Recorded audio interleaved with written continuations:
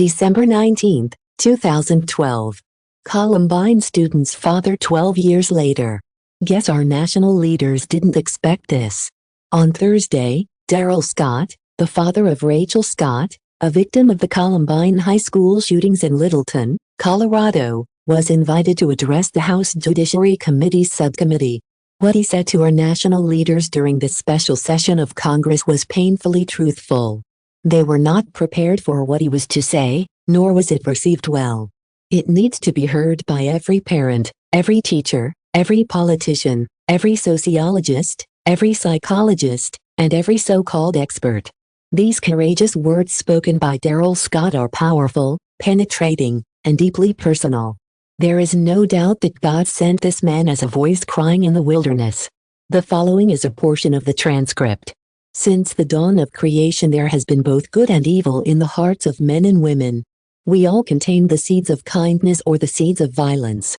The death of my wonderful daughter, Rachel Joy Scott, and the deaths of that heroic teacher, and the other 11 children who died must not be in vain. Their blood cries out for answers. The first recorded act of violence was when Cain slew his brother Abel out in the field. The villain was not the club he used. Neither was it the National Club Association. The true killer was Cain, and the reason for the murder could only be found in Cain's heart. In the days that followed the Columbine tragedy, I was amazed at how quickly fingers began to be pointed at groups such as the NRA. I am not a member of the NRA. I am not a hunter. I do not even own a gun. I am not here to represent or defend the NRA, because I don't believe that they are responsible for my daughter's death.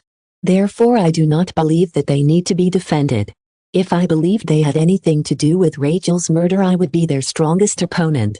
I am here today to declare that Columbine was not just a tragedy, it was a spiritual event that should be forcing us to look at where the real blame lies.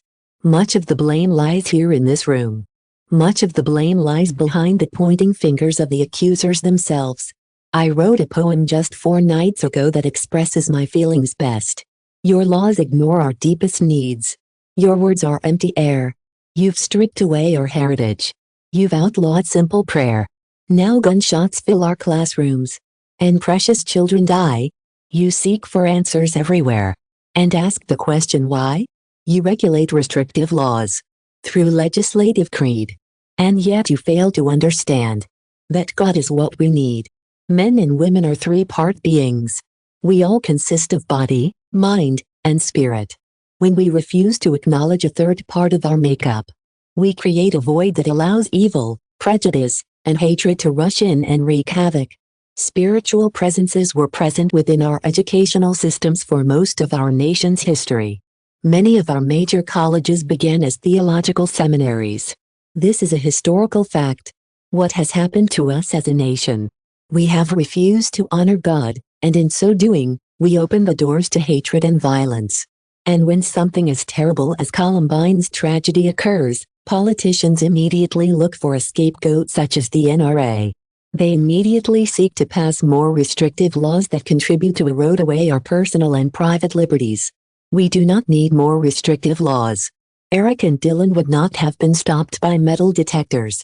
No amount of gun laws can stop someone who spends months planning this type of massacre. The real villain lies within our own hearts.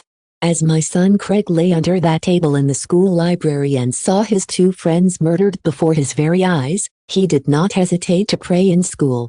I defy any law or politician to deny him that right. I challenge every young person in America, and around the world, to realize that on April 20, 1999, at Columbine High School prayer was brought back to our schools.